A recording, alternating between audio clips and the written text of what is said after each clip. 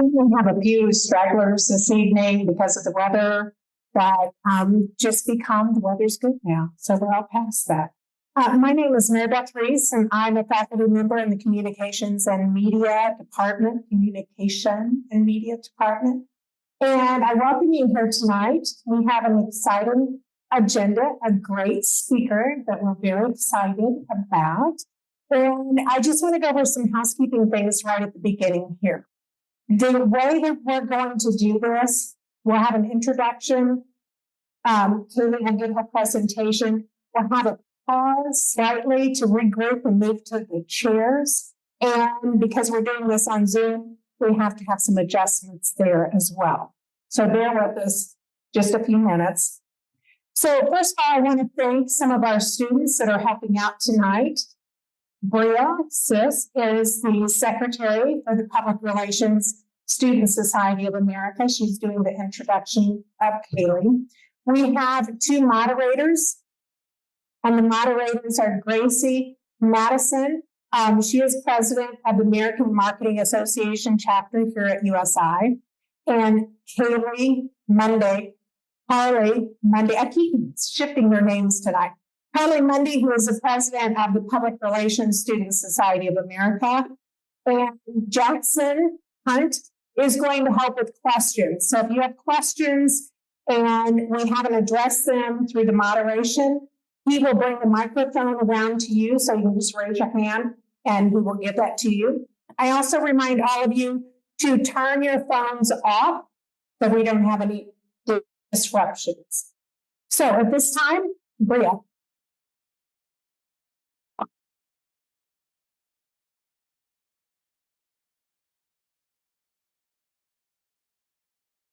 Hello, everybody. So as she said, I will be introducing Kaylee Johnson, who is the media specialist for the University of Southern Indiana. So Kaylee received her Bachelor of Science in Public Relations and Advertising in 2020 at USI, and then she continued her education receiving a Master of Arts in Communications in 2022, also at USI. She is a native of Evansville, Indiana, graduating from Boston High School in 2016. And as an undergraduate, she was very active in our student activities. She was a cheerleader, president of C90ADU, and a member of PRSSA. Just to give you a little bit of background on her career progression, Kaylee started as a student worker in USI's Marketing and Communications Department. During graduate school, she was a graduate assistant writing content for USI's bi-weekly internal online newsletter, USI Today. She wrote the feature articles for USI's 6 internal audiences, coordinating numerous USI departments to disseminate USI information, develop content, and build web pages for university alumni and Friends magazine and the OU magazine.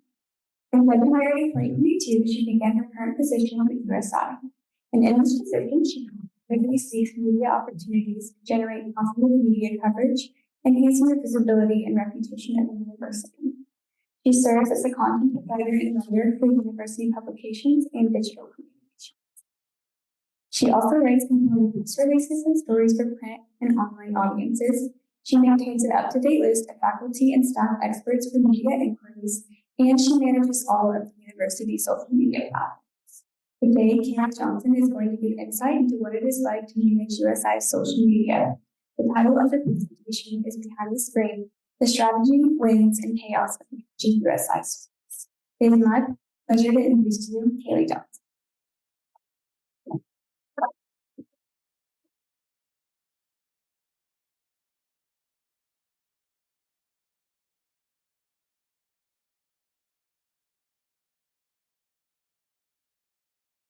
I'm going to hope that I can just take everybody else to that, but I wanted to start off by saying thank you for being here tonight. I know the weather's not cooperating, already scheduled, so thank you very much for coming tonight, showing up. I know as a student, I attended the social media symposium a couple of times, so very much a full circle moment to stand up here tonight and be able to talk to you all and share your experience. So we will get started. Oops. Okay.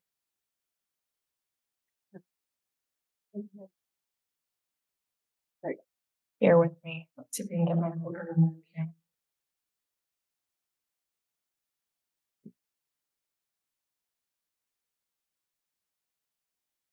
My liquor isn't doing much for me.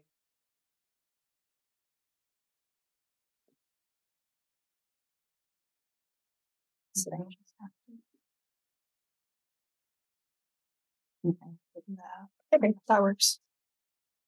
Okay. Welcome to the chaos. Clearly, we're starting out with the chaos. I was prepared. I knew which slide I need to talk about that.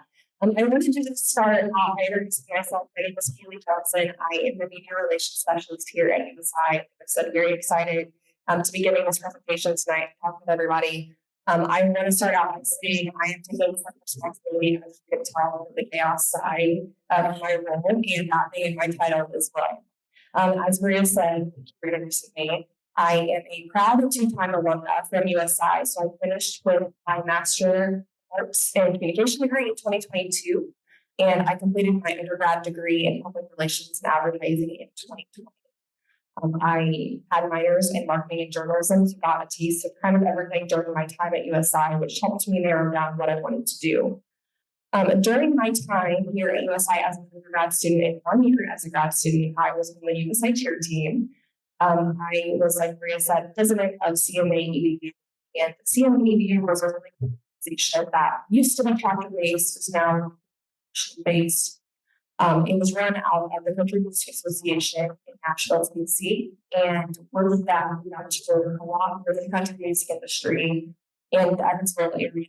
When I was in the Evansville area specifically, and scenes, we got to talk with managers, we got to see just a total behind the scenes look of what PR and advertising looks like in the music industry. So that was really, really great experience. And like many of you tonight in the room are members of the PRSSA, I was also with the PRSSA, got to network with other professionals at the university, different organizations, clubs, peers, all the things. And then, as you know, I got external opportunities as well. So definitely a great organization to be a part of. And this is the most important part that I want to talk about. I can just see Will back here, my fiance and my mom are just like cringing at, of course, you got to include that. So I'm a cycling instructor outside of my full-time work at USI. Most importantly, I'm so pleased to see the top picture of here with the Air Steward. Thank you. We need a applause for that. If you can't find the USI, we're cycling at likely TJ Maxx, Marshalls, Ross, Full Goods. And then you see the next part, the real enthusiast. So looking at social media, I'm constantly seeing trends and applying them to the site. This one that I would like to apply at the time. And that goes back to my vaccinates spirit and just applying everything. So I'm just sure that. And these pictures are kind of good over time. Like I said, Eras to most.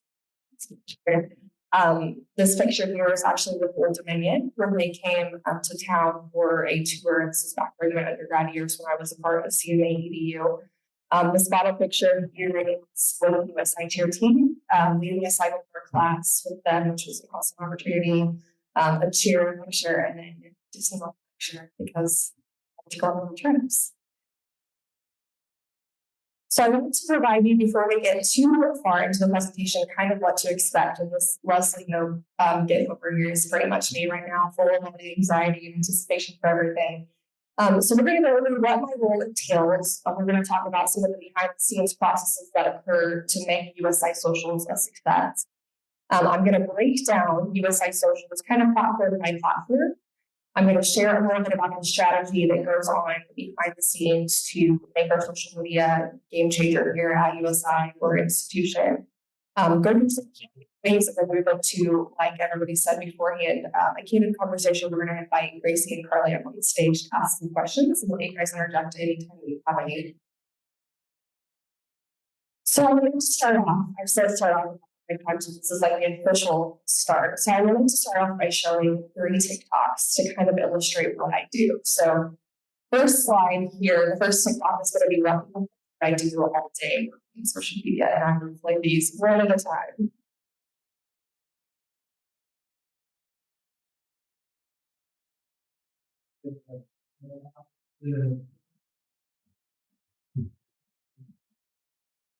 So stereotypical, people think that I come to work, I serve, I make a couple TikToks, I sit in a little pink chair in my corner, post a TikTok, go home for the day. That's really not what it's about. And the second video really illustrates what kind of goes into behind the scenes of socials.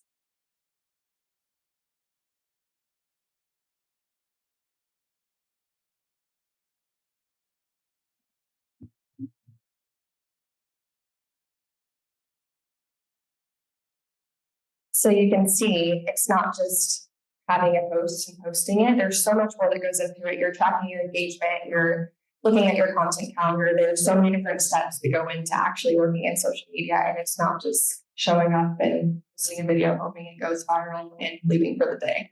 And then this last video is a really good example. I think people get the idea that working in social media is glamorous and fun, and you're always doing fun things and never looking like an idiot. And I am here today to tell you that sometimes you're going to make a fool of yourself, but you have to embrace that. And this is a perfect example. So this is a video that we did probably over a year ago. And it was the August Taylor Swift trend where you held out like an animal or a person that you love and you spun them around to kind of see the vision here.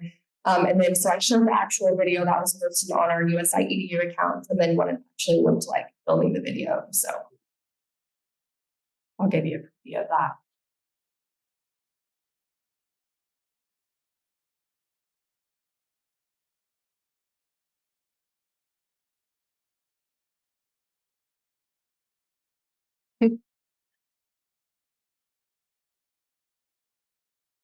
So yeah, you can tell there was a whole tour, people coming to check out USI and the UC as we were doing this. So I'm sure that they got a lot of entertainment out of watching that happen. And that was not the only time that we tried to film, but did that 5 minutes to get the right shot. So just know if you're going into social media, it's not going to be as glamorous as you might imagine. And you're probably going to make a fool of yourself at least once a day, but that is okay. I want to pause here a little bit and talk a little bit about the other side of my work. So I'm doing a lot of social media, content creation, scheduling. The other side of my work, I'm looking at media relations for the universities. So that's my title, media relations specialist.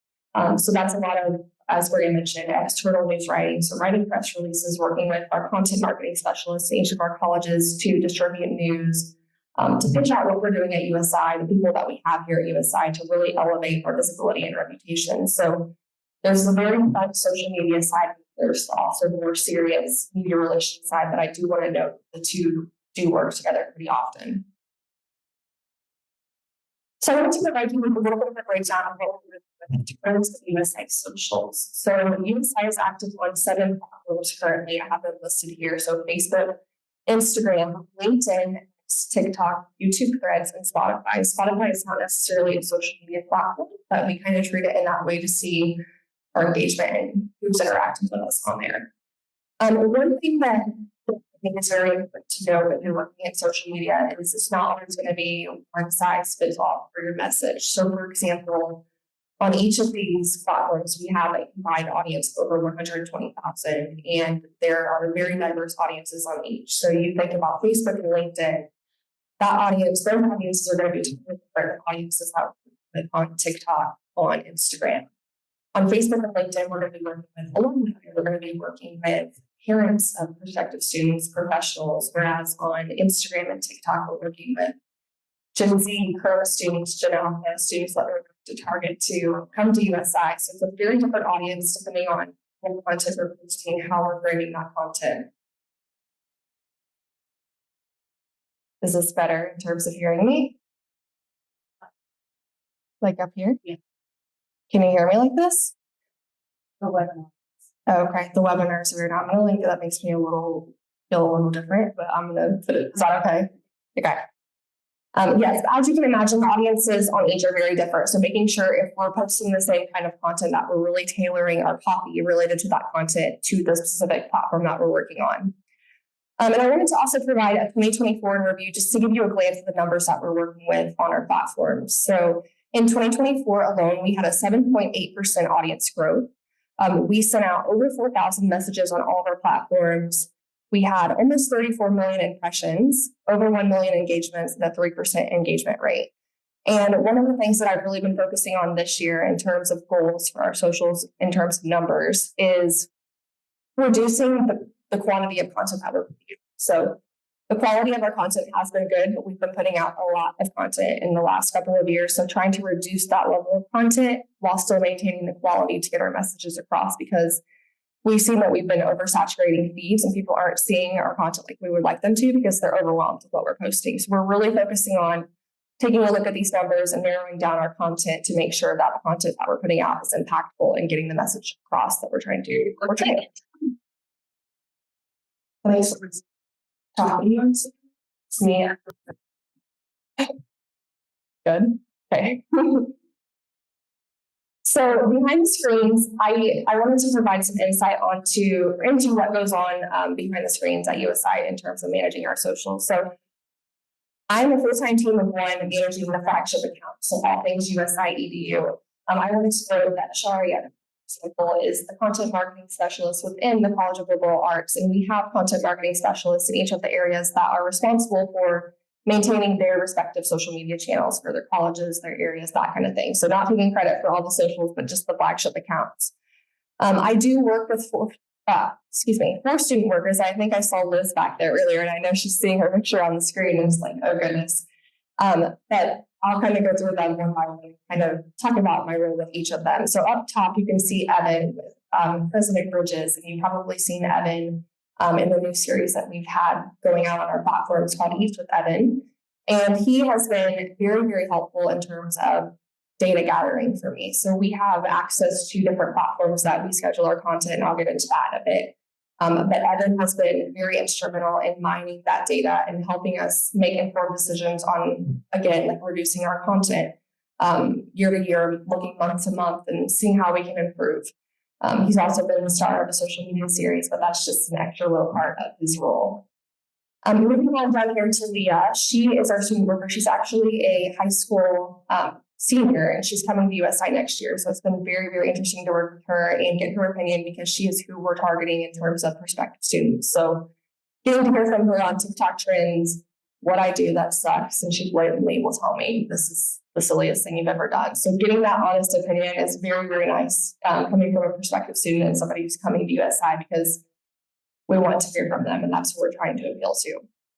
And then over here, I have my TikTok girls, as I like to call them, Liz and Lily. You've probably seen them on TikTok and Reels a lot, but they work with me week to week to create TikTok content and Instagram content as well, and are just very helpful in terms of being the voice for our current students here at USI. Typically, we also do, I want to talk a little bit about behind students. So we try to do a student focus group once or twice a semester to really get opinions from our current students, because again, you guys are who we're trying to appeal to. So getting to hear your opinions is very, very helpful. So if anybody's interested after and wants to talk to me about that, I would be happy to talk with you and help you get involved with that process, because it's very helpful for me to solicit that feedback from you all. Moving on to some of the platforms that I use in my role. So Spot Social is very, very helpful for me. That is where I plan all of my content. I track all of my engagement. This is where we're able to put reports of our data, analyze that data. So it's a very helpful tool. And you guys probably, if you're going into social media, will likely hear about these tools more and more and really get integrated into what they do. Also, Airtable is very helpful in terms of project management, which can be used for a lot of different uses.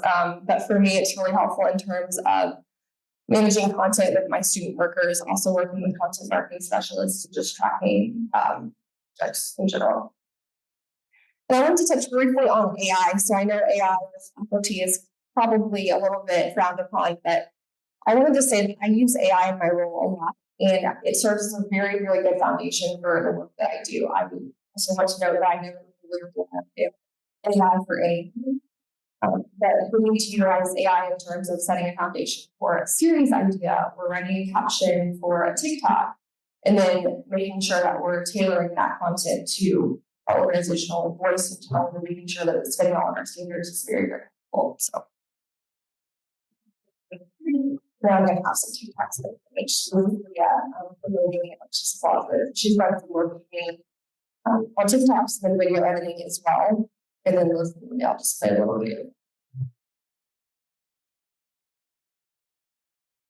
So that's them doing a little dance because they heard somebody came to USI because they saw their TikToks.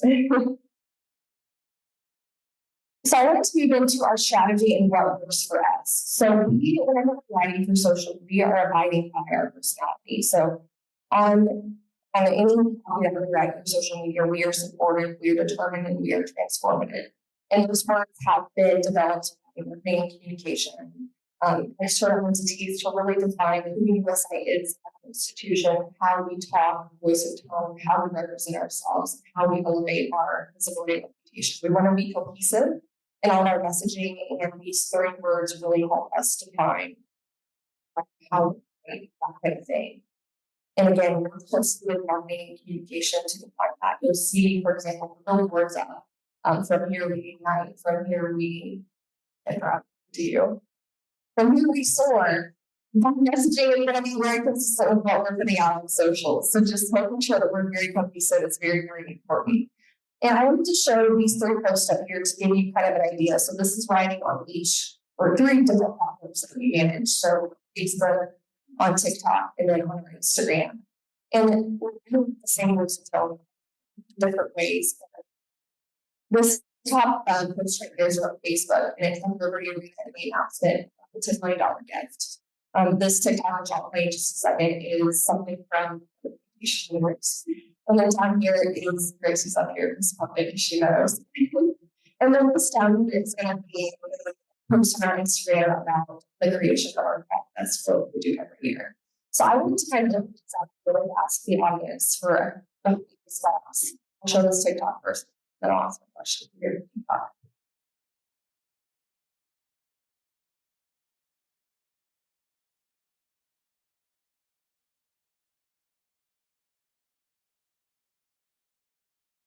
So yeah, Kendra's shaking her head. Kendra's my VP of marketing communications, and she'll understand why I'm asking this question. I don't know, looking at these 3 posts, 3 different platforms from the audience, anybody raise their hand, feel free to yell out. Which post do you think will be the best? The 3 out.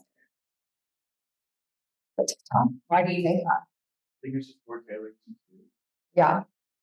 big part. Yes. Anybody else? Yeah. Okay, love. Video, just because I guess I like to look at social media stuff. People like to see like videos and when people wear video. Like, Yes. we identify faces, and Yes. that one has a bunch of faces. Yes. Yes, Mike. And what you do is like the trending stuff on TikTok and make that is what the game. So Yeah. I would take TikTok too. Okay, so all of you guys are right. So that TikTok actually, this is 7 views, which is insane for a reason. This video took about 3 minutes to put together and we submitted it. We've actually done this consecutively for like 3 years in a row. It happens every year. Same sound, same like trend. It's not like a super short-lived trend. Obviously, we've done it for years and so every single year. So almost 7 million views. We still get website every single day. I think we're up to like almost 500,000 likes. So that just goes to show, moving into my next slide, that The base. isn't that amazing? Exactly, 7 million. But that just goes to what Kate said, that people seeing from their businesses are going to be what really attract people. Like, seeing people that you know were hopping on a trend, even better. People want to see that authenticity, they want to connect to it. And that's why that content performed so well with the other posts on the page. Yes, that was big news, but the way that we connected that with the trend, that's what really made that for us. And did we really communicate a great message? Not necessarily people were born out of orientation, but we did get some more visibility and reputation for the institution. 7 million eyes on that, so take it. I will say, yeah. You get that's short form video back then. And you're like, see one to do something like that or what is something that you have doing short form. Yeah, that's a really good question. So sometimes when we're trying to communicate a critical message, it's not always about a trend. It's more of kind of putting a talking head up there, having an expert talk on a topic if we want to communicate a message. So for example, with the social media and I Shari a video yesterday, just talking into the camera, trying to promote the event. And no, it's not necessarily going to get the best engagement because we're not hopping on a trend or doing something that's popular on Reels at the moment, but sometimes I think you have to kind of sacrifice that engagement for getting your message across. And kind of do the best you can. Exactly. Get on. And that happens a lot. And that goes back to like the Liberty Arena. Obviously, that's going to be a big announcement for the university that pertains to athletics. Not necessarily everyone is going to care as much about that training. It depends on what you're into. So it's the content is being. I'm having to post content from multiple different areas, and I know in my head it's not good. So it's something like that orientation leader video, but you got to get into it sometimes. So I would say. Yeah, of course. So moving into that, I need 11 people. So I wanted to share a couple more of our best moments on social. We obviously have some duds too, but I wanted to take a second to share the best moments. So one of the things that I really, really enjoy doing each semester, spring and fall, is sharing some of our graduate spotlights. So I try to students, from each college, each area of campus, to really show a diverse pool of students from representative of the university. So up here you can see Ethan Thomas. So Ethan actually went to Bosse High School with me. He was in my class and he finished his MBA degree in the fall. And so we profiled him and we just talked about his goals, his experience here at USI. And those posts always do so well because people are seeing a familiar face. They're able to connect with their story, something that they said, they're able to see their face. And those posts are they're always a game changer for us. And I'm really excited, a little preview for the spring. I know some of you are probably graduating in the spring. We're doing a series. I'm looking at Gracie. She's doing it for me. It's called A Letter to Your Younger Self. We're having graduates write a handwritten letter. We're going to take a picture of them. We're going to put their voice over with them reading a little portion of their letter. So trying to create an emotional connection, showing off faces, giving people topics that will resonate with what they're going through. They're going to be going through here at USI. So like I said, the real students, the real stories, that really creates the real impact for us, the best engagement. I wanted to show this video down here. I have two videos to show. The first one is Archie Spook Cam, and it kind of just speaks to seeing people that you know, doing it in a humorous way, trendy way, TikTok.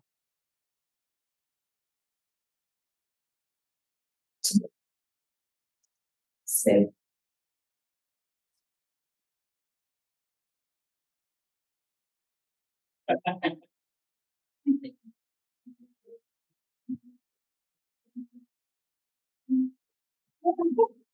Maggie was really pregnant, so we almost scared their baby out.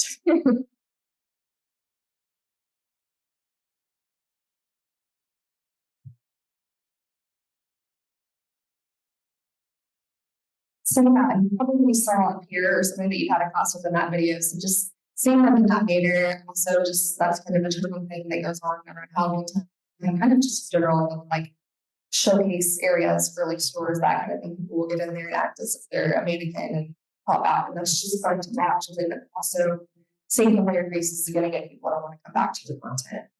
And then this last video here is President Bridges. This is when he was interim President Bridges, but now he's been upgraded. So he has a good personality, I think we all know. And this clip that I was capturing, I have no intention of making a TikTok of him or posting this anywhere else. I was just trying to grab a clip of him at sort of our neighborhood for a freshman day and trying to get a clip of him to put in a highlight reel. And this is what we did instead.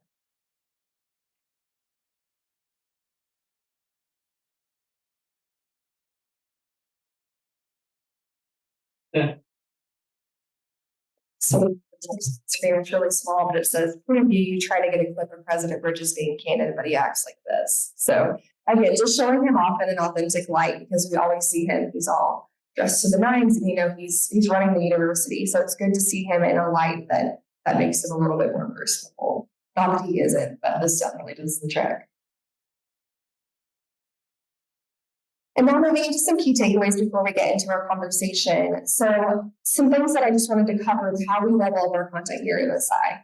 So as you can see with the last 3 examples, authenticity is going to be what wins for us. Our trends, they matter, but showing off our people and telling a story is what's most important. And yes, again, those engagements, they're helpful and they're likes and comments and those kinds of things, but we want them to be more than that. We want them to be conversation starters.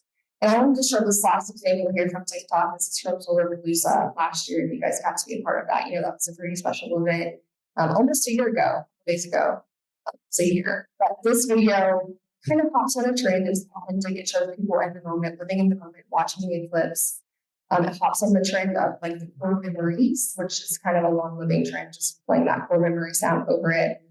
And then it talks a little bit about, we got a lot of comments on that, and the comments talk about how great the event was. So we got that conversation started from it as well.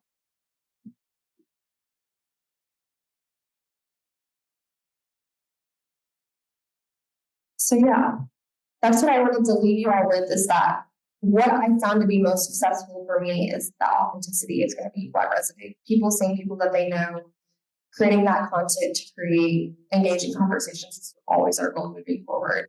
And moving to our competition. So I would like Carly and Gracie up on the stage, and I would like to get situated to their questions. So our first question is, obviously when you were a student here, you kind of were figuring out what you wanted to do, but did you ever think that you'd be in the role that you're in now? Not at all. So whenever I started my time at USI, I always fly to be like a radiologist or something. Like I went to job shadow and I was like, I'm working in medical field. I didn't want to do that. I don't like blood. I don't like anything related to that. So when I came to USI, I took a PR class and ended up really loving that. Just like to communicate with people. I'm a people person for sure. And when I was taking switch to my anticipated grad date, I really thought that I was going to go with the nationals in the sea. I thought that I would do the kind of country music route behind the scenes with my work with CMA and EU. But as we all know, 2020 COVID happened, and that was very prominent in the music industry, was not at that time. So that's where I had to kind of pivot and decided to continue my education here at USI. And then this opportunity kind of just came to me, and it felt like a perfect fit at the time. Okay. Can you hear me? So our next question, I talked about this with Sprout Social, but do you schedule your posts? So in advance, you schedule this. That's a good question. So yes, I do schedule all my posts out, depending on the time frame, depends on the type of content. So when it comes to a bigger event, for example, commencement, I've been working on that content for the last month or so, trying to connect with students and that content prepared. When it comes to something, for example, event-wise, mostly just like a week out or so, there are some big events that I'm trying to get on the calendar more advanced, but it depends on the event, depends on, I guess, the scale of the event and the notice that I have for it. But I think one thing that's really important to know with the content marketing, especially since I have full-time stages and colleges, that they really help me in my role have more of an advanced notice of when things are happening. So being able to work with them is very helpful in terms of helping me get my life together. Got a question. Yeah. What tool do you use the most to schedule your posts? I use Sprout. Just Sprout the most? Yeah. Sprout me. Oh, never mind, but yeah. Just so everyone else can hear it too. Yeah. I'll let you afterwards. Say, just wondering what platform you use to schedule your posts. Yeah, so Sprout Social allows me to schedule everything. So all of my platforms are loaded into there. So anything from Instagram, Facebook, TikTok, I'm pretty much deploying everything to Sprout. And it's also very, very convenient because people track all the engagement directly in Sprout. So anytime somebody comments on TikTok or replies to a tweet, or for example, Sabrina here, sitting over here to the takeover today, so anytime somebody engages with that takeover, I can see when that's happening. So it really puts everything in one spot for me, and it allows me to save some time to be able to track everything and respond to what I need to respond to there. And also schedule all my content. So what's the most issue you face on Sprout? Like, do you have, conflicting times or anything that just kind of comes up that, kind of gets in your way? Yeah, that was every single thing. So a lot of times I'm trying to figure out what I'm going to post what in the most efficient year. I try to keep my posts limited per day. As I said, one of our big purposes moving to 2025, we're almost is really trying to minimize the quantity of the posts that we have going out to make sure that what we're putting out is good quality. It was good quality, but making sure we're seeing that and engagement with it. So I think that's a big challenge for me is trying to kind of dump off what I want to do all the time and taking a step back and thinking about it a little more, instead of just really wanting to post to think versus thoughts through the day. Yeah, that's a great answer. I appreciate that.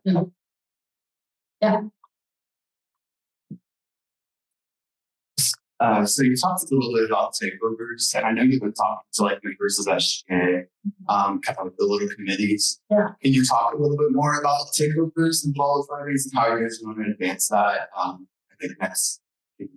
Yeah. So I'm going to talk about our like weekly series on Instagram first, and I'll go into the numbers. That's okay. So on Instagram stories, Leah, my intern, my high school general manager, she does all of your pretty much in terms of posting that content. So she is in charge of managing that content. So each week you will see this with the USI, which translates to probably week of advice for students. You'll see we ask Wednesday, which asks students a question each week and then she'll post responses. So we've done everything from like what's the best question to get the USI, which your favorite song for the spring time, that kind of thing, fun questions. And then we also do all of our education, which highlights new organizations on campus. So we've got typically picking up those each week to try to get more traction to our standard pages. So we look forward to continue doing those throughout the semester. As we all know, summer's harder to get a couple of people in particular are home and off campus, but looking to continue to get some of those tools throughout our semester start to fall.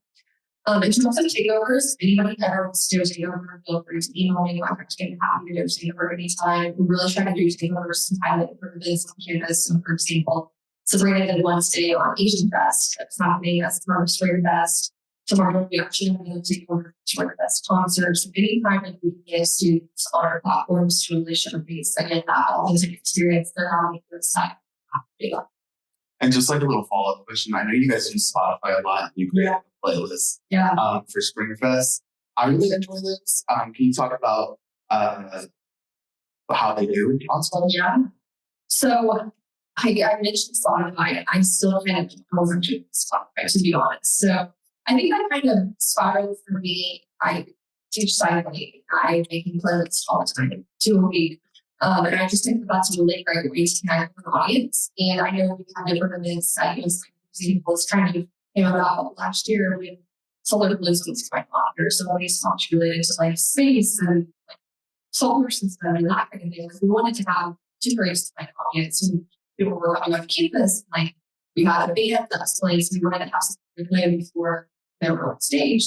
So just having a platform where we can curate music to fit the event or fit the occasion sounded like a really good idea. In moving forward now, my role at Spotify, I'm pretty much trying to create a list every month to their things they are on campus or just to summarize kind of on something for March to be like marching in the spring, spring songs, tulips, even like we're trying to like highlight that are going to have on campus. So yeah, definitely work in progress and still trying to kind of figure that out.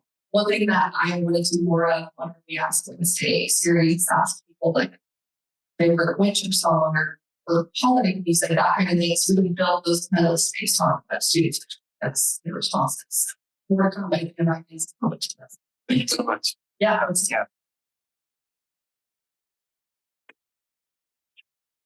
Are you finding that short form is having the same impact on Spotify in terms of answering questions or going with, like asking, some of the day or whatnot, but, like just talking about podcasts on Spotify, I mean, yeah, listen before at other places, but I didn't know as a prominent on Spotify. Yeah. So, like, you guys, I mean, has there been a USI podcast or has it been a while?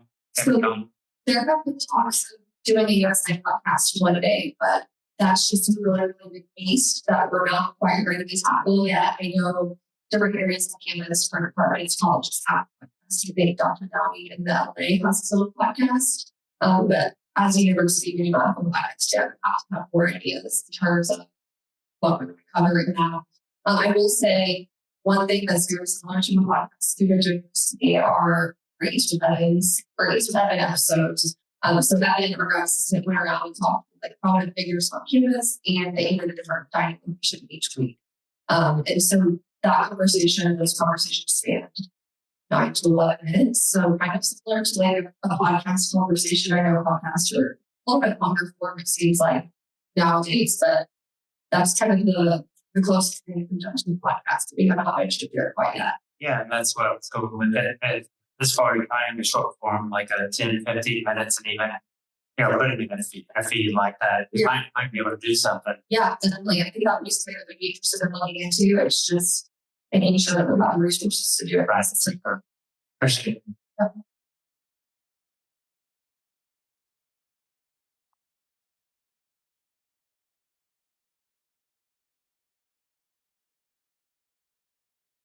Hi, so one of my lessons today we're talking about crisis response to analytics mostly, but what kind of crisis plans do you have in place to utilize both probably?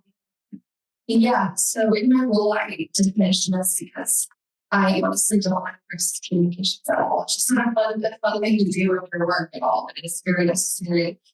So I work with our chief communications officer annually to update our crisis communications plan, and that's maybe some more universities, not just socials, but definitely has some messaging for socials. So we try to be as proactive as we can in terms of having holding statements ready for all our platforms in terms of any emergency or crisis that arises in campus, from a bombing to a student death to faculty death, whatever it might be.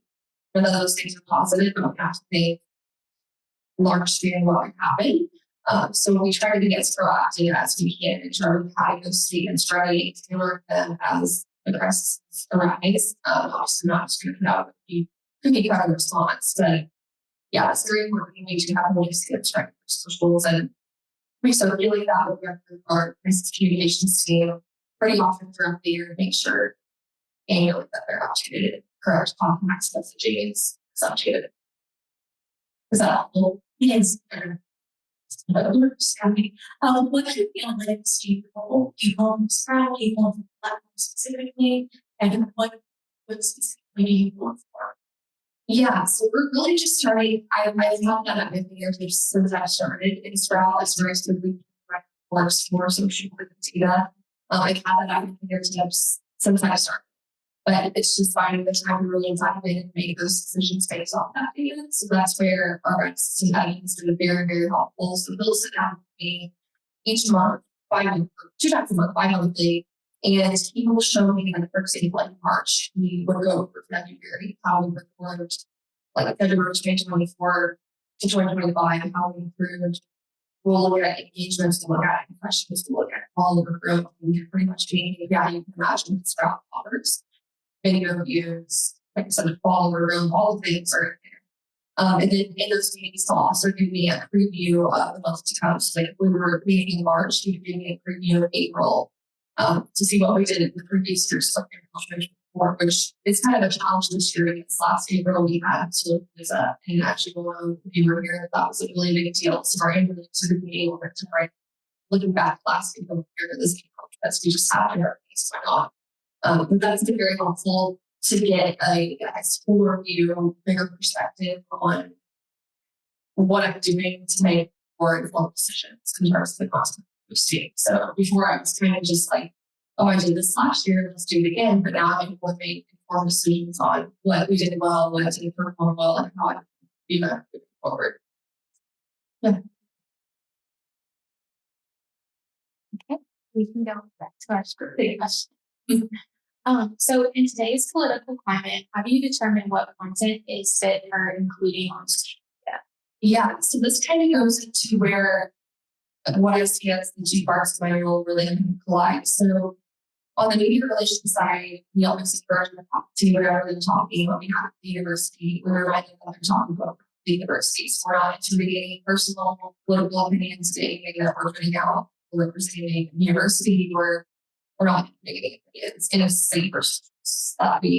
We don't avoid it necessarily, but we're not going to either way. So working with my team to come up with language that's appropriate, but just know that it affects that.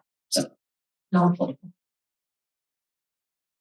So kind of on a fun note, what has been your favorite memory in your role and why?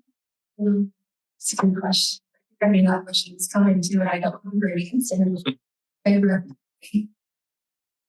I mean, I'm just saying, anytime I take coffee, it's really fun, but I think that's going to happen. But I think the most fun part for me in my role is just getting the opportunity to work with students day to day. So whether it's working with TikTok, whether it's working with Leah Painter or Gracie, for example, for a social media feature, just getting to meet the students, work with the students is very fulfilling. I was in the issues one day, so being able to share their stories of what they're going through and their experience is really important. And I know whenever I was a student, whoever was in my role, everybody did a great job. And I know I was going to see more and I wanted to hear more about people's experiences. Getting to do that every day is very, very meaningful to me. I don't know if I answered your question, but I tried. That kind of answers one of the other questions, kind of what inspires you to come to work every day. Probably the students. Is there anything else that kind of motivates you? I think again, like I had such a great experience at USI as a student, so trying to share those feelings, I guess, kind of behind the scenes, like people don't necessarily not understand what it's trying to do. But I think really just getting to show case of our experiences and how the US experiences. So trying to get others to realize what we have for here at USI. So next kind of on the students again, what is some advice that you have for students that are looking to work with social media? Yeah, so I would say get experience where you can. So I think maybe Bria mentioned in her introduction. I started as a student worker in my department in like 2018, so it's been quite a while now. But I had no idea what social media had to offer. And Mary Beth brought up the experience or the opportunity for me to kind of experience being an intern in the department and asking full internships. So I tried it out. It never really saw myself in this role, but I would say really immerse yourself in an industry that you think would be interesting to you to really try it out and see if you like it, because you might need it and you want to know that before you get into it full time. So allowing yourself to explore and find what you're interested in. If you don't have something you want to do next, and find a good fit for you. Can I ask a question? Yeah. Yeah, so I know that you manage having flagship accounts, and all the other groups like public safety and Facebook group, do you give them guidelines or do you have interaction? Yeah, so we interact with, asking question. We do interact with all the other departments and organizations that have accounts. So we're currently working on kind of ways to try to identify the different types of accounts that are out there. So as you probably know, there are tons and tons of USI accounts. Some of them we have some ownership over, others people have left the university, they were run by a student worker, that student is now gone and they're trying to regain access to that account. So currently working on ways to kind of categorize what we have out here, clean it up. But definitely, yes, providing resources and working closely with accounts like safety to provide best practices and I guess better collaboration moving forward. Yeah, more on that. That kind of falls in line with my question. And I think it goes back to the content moderation, which is talking about the political side. Yeah. I was just wondering about the review process or your team, how many people oversee before, you guys decide to send something out? So when it comes to socials, honestly, it depends on the topic. So if it's something that's going to be a little more controversial, for example, we had a situation on trends a couple of weeks ago that you probably saw. We're going to have some more answers to that for like this conversation. So maybe coming up with something and speeding it up. So it's going to take some more collaboration.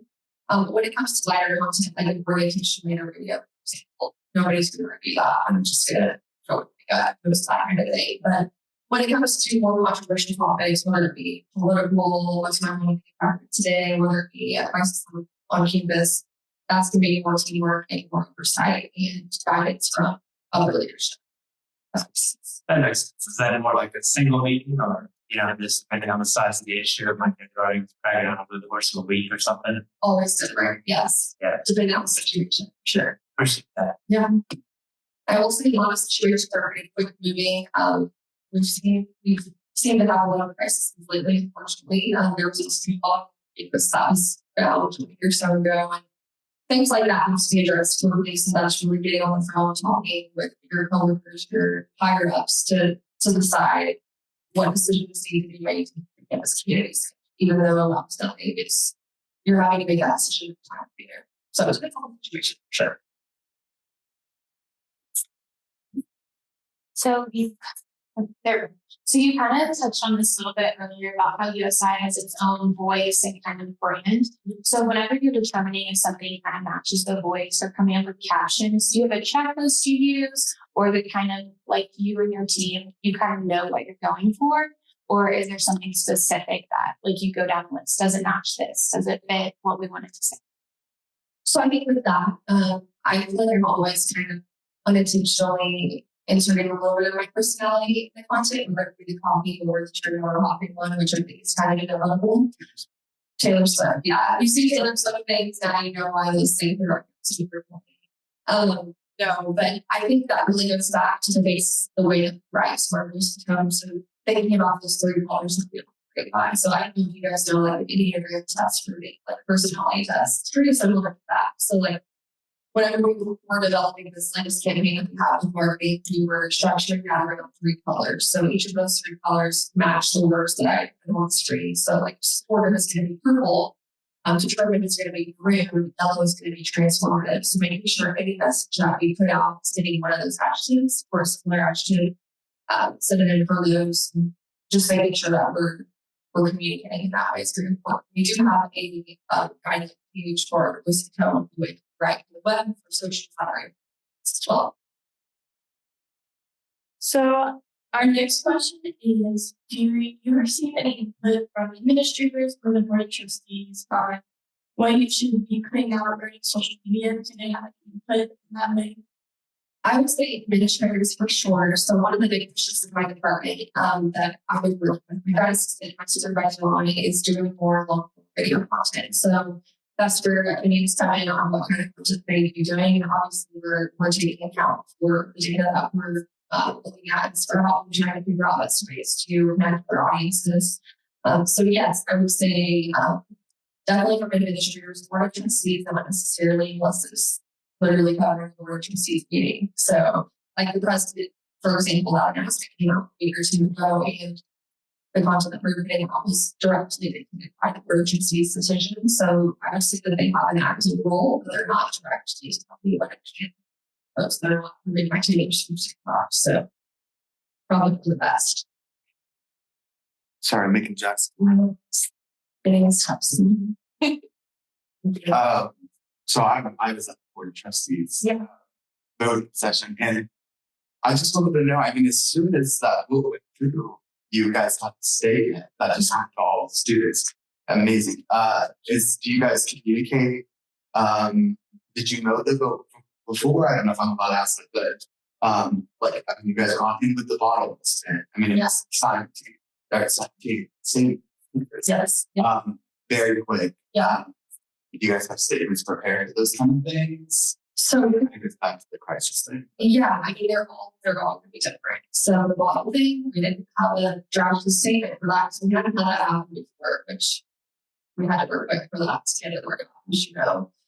Board of trustees, I did know about it before we obviously together for our commission was loaded onto the web, and we didn't have our social media post drafted because we don't want no offense, but somebody like the Shield to like sweep our news before, you know, we're able to put it out for like 14 news or whoever else might have been incidents at our board of trustees meetings. So we want to make sure that we're really prepared going into those situations where we don't have to act fast to have that constant prepared. So Absolutely, and just like kind of a small question. yeah.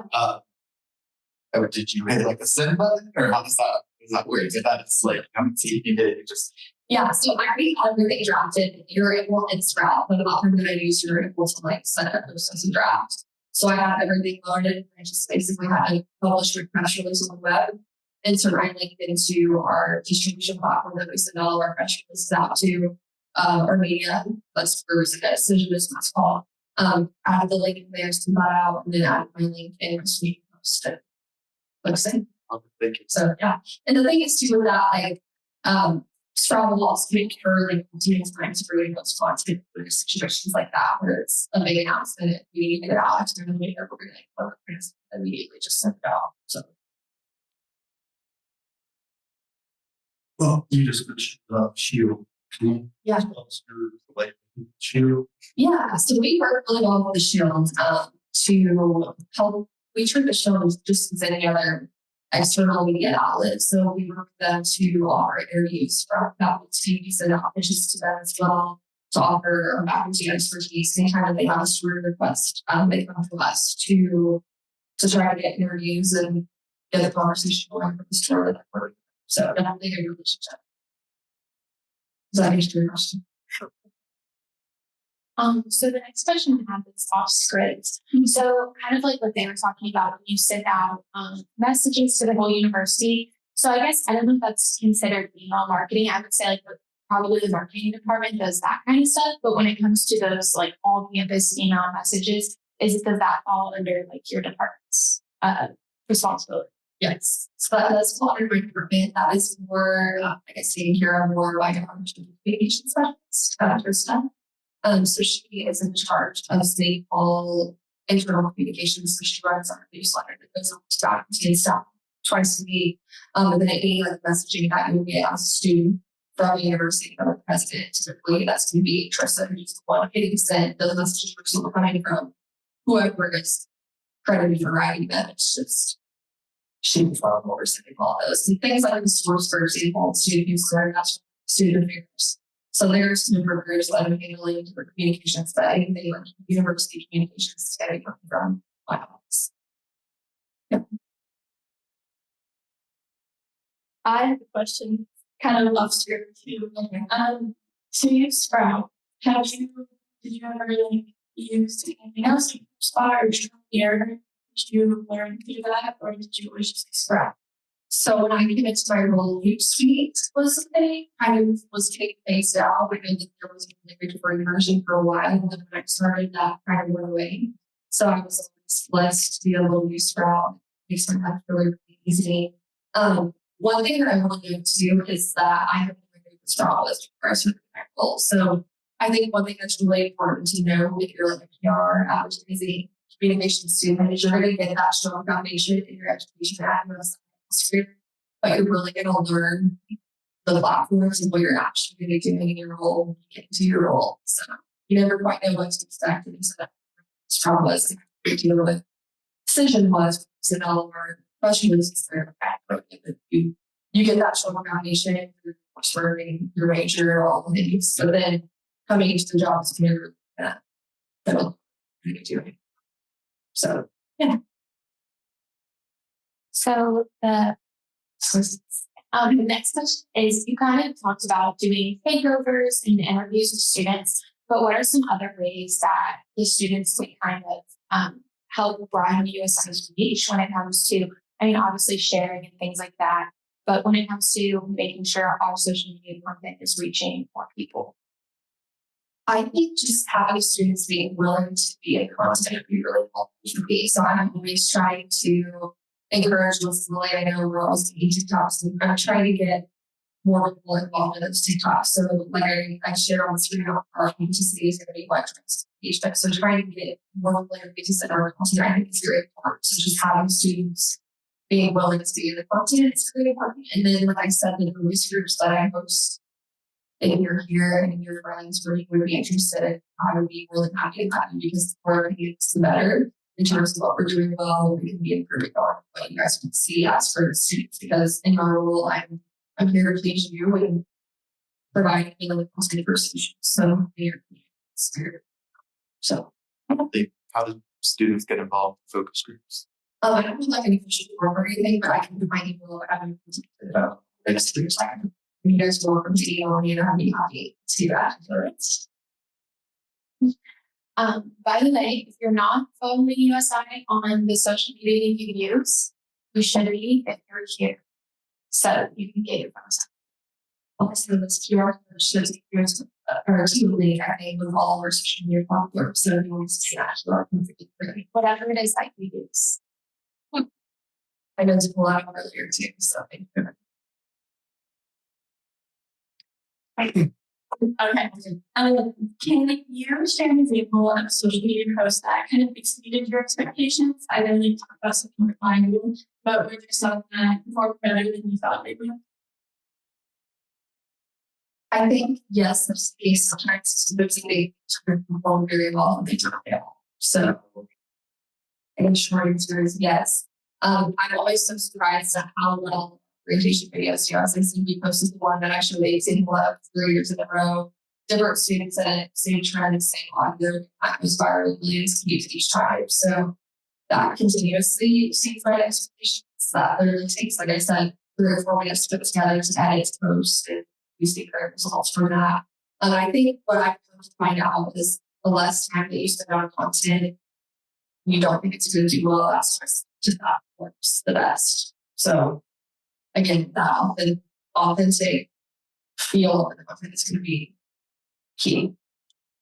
We spend so much time on like super well edited video content for it to get likes versus something that I film on accident that I post just because we get great engagement on that. So it's awesome. Yeah. How much research do you do on what other universities are posting? I do a lot of that. So I'm constantly stalking other universities. I'm kind of obsessed with Bowling Green State University right now. So when I'm doing TikToks or this little history, or at least there, just looking at verses, like, oh my gosh, stop. But when I pull TikToks for the history, I'm really spending a lot of time like on TikTok, scrolling, trying to find what other universities are doing. There's also a resource out there that an administrator put together at the university, and it's like a comprehensive higher ed to talk about it. So I'm able to kind of just scroll through all the accounts that she has listed and make content from there. Pretty much everybody's talking, everybody TikTok us. So they do research and on other problems as well, see what other universities are doing that and be translated as well. All right. Nice. Thank you. It's So when you're outside of work and you're just chilling at home, scrolling on Facebook, TikTok, a lot of these ideas, are they coming to you creative new ideas? Like you think you should make them off and like content. oh, for sure. Content. Yeah, I think my best thing is I'm scrolling my own TikTok and I think, oh, I'm gonna make this work. Or like even if it doesn't work, find a way to make this work. So yeah, I think all my ideas come when I don't become, but working in social media, your brain's always turned on to ideas and you're always brainstorming. So even if I'm technically off the block, I'm likely scheming in my head. Probably have to be a longer question. I'm going to be first for various times. So you guys any questions? Like, What would be like your next goal or like dream career? oh my goodness. Remember that. No. That's a great question. I really like what I do in social media. So I think something where I'm able to continue to be creative would be very, very big for me. I like to scroll. So see how I can apply things that are going on in socials to elevate a great institution, USI, whoever that might be. I think would be a good goal for me. I have one real I said one question for that. That's a Do you have any instances of something where you like try to take or see something on Twitter where you're like, no, that's too far, or something where it's like, just didn't kind of between whether be good for your role and not. You know what I mean? yeah. I was seeing a lot of times, so like I'll be struggling to talk, and then I'll be struggling on USI. Like the three majors on each are very, very different. And sometimes I'll just think on my own slow list a little bit. Maybe I'm trying to think of examples recently. I would say sometimes what I would find is hard is like some of the trends, like a song like goes with a trend, and sometimes a song may have content in it, a bad word or content in it that's not appropriate. And so while if the trend may not be bad, you may not want to put that song on like the university. We never know the Thursdays not like obviously. Do you have any issues with copyright in that case? Or I mean, since it's so short, maybe not. yeah, we are not a business account on TikTok because I like to use any sound that I can. So we're not a business account, so I have issues there. Occasionally we'll have our sounds get taken down, but that is pretty rude. Like a good example of a trend that we talked on recently that really has something to do with us TikTok. You guys have seen like the jump for how much like this dessert, open your mouth this wide, whatever that kind of thing. So we hopped on that in terms of the photo that I used to tournament. So we did like when the other team makes a free throw, they were like upset. When Coach Stein wants to play, and you're like on the floor with your feet. So like found a way to make that trade work. It really had no tie on the US side, but trying to figure out what we have to wear at the university, how we can tie that into something that's true. So It's great. first, I just want to say thank you all for coming again. I know we're running out of time, so thank you for coming, listening to me rant and talk about all the things. I appreciate it, and I hope y'all have a great day. Thank you. Students, and I hope all of you enjoyed it and you have great takeaways from all the information that you learned from me.